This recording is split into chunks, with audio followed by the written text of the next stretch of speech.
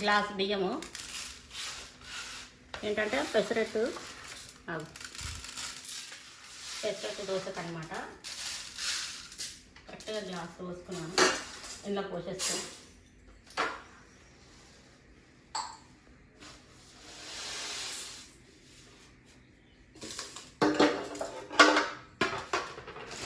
ఇది గ్లాసున్నర పోసుకోవచ్చు, 2 గ్లాసులు కూడా పోసుకోవచ్చు. పెసర్లు అంటే తెలుసు కదా. రేపు శనివారం మేము ఉపవాసం ఉంటామని ఫాస్టింగ్, సో ముందు రోజు నానబెట్టడానికి నానబెడుతున్నాను. గ్లాసు ఆఫ్ పోస్తాను.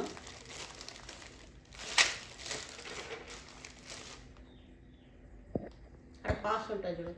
మేము 2 గ్లాసులు పోసుకుంటున్నాం. 1 గ్లాసు బియ్యానికి 2 గ్లాసులు పెసలు పోసుకుంటున్నాం.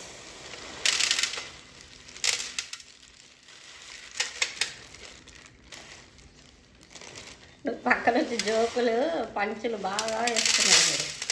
మీరు రాయలసీమ కదా పంచులు కడతాం, అందుకే పంచులు వేస్తాం అన్నమాట. అబ్బా వేసారు. మళ్ళీ ఒకసారి చెప్పండి. నువ్వు అన్నదాన్ని నేను సమాధానం చెప్తున్నాను. బాగుంది, అందుకే మళ్ళీ వేయండి. 2 వస్తామాను వేయడం సందర్భాన్ని బట్టి వేస్తాం అన్నమాట. 2 గ్లాసుల పెసర్లకి 1 గ్లాసు బియ్యం.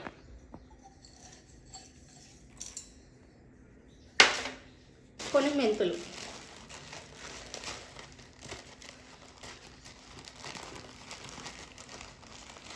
రాయలసీమ తెలంగాణ అట్లా ఏం లేదు. తెగ ఇది వేస్తున్నాం. రాయలసీమలో పంచలు కడతారు, తెలంగాణలో అంతా కట్టాలేమ్మా. లుంగీలు కడతాం మేము. లుంగీలు వేరు, పంచలు వేరు. మెంతులు మంచిది అన్నమాట. ఎందుకంటే దోశలు బాగా వస్తాయి. మెంతులు కూడా నానబెట్టుకుంటుంది. దోశకైనా పెసరట్టుకైనా మెంతులు వేస్తే బాగుంటుంది. ఇవి బాగా శుభ్రంగా కడిగి ఆ నీళ్ళు కూడా వేస్ట్ చేయకుండా చెట్లకు పోసుకోవచ్చు. నేను మాట్లాడినప్పుడు దొరకదు. ఇది ఎవరికైనా మంచిది, ఎందుకంటే హెల్తీ ఫుడ్, ఫైబర్ ఉంటుంది అనమాట. పెసర్లు హెల్త్కి చాలా మంచిది. ఎలాంటి వలన తినవచ్చు. మెంతులు వేస్తే షుగర్ ఉన్న వాళ్ళు తినవచ్చు, అందరూ తినవచ్చు. ఇది ఏంటంటే ఫైబర్ క్వాంటిటీ కదా, చాలా టేస్ట్ ఉంటుంది. హెల్త్కి చాలా మంచిది. వెయిట్ లాస్ వాళ్ళకి ఇంకా చాలా మంచిది అనమాట.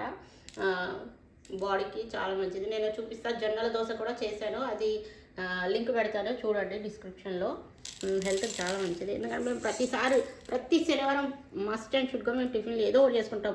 జొన్న దోశ కానీ, పెసరట్టు దోశ కానీ, ఇడ్లీ కానీ, ఉప్మా ఏదో ఒకటి చేసుకుంటాము. సాటర్డే కాబట్టి ఇవి చేసుకుంటున్నాము. హెల్త్కి అయితే చాలా మంచిది. ఇది ఫైబర్ క్వాంటిటీ. షుగర్ ఉన్న వాళ్ళకైతే ఇంకా మంచిది అనమాట.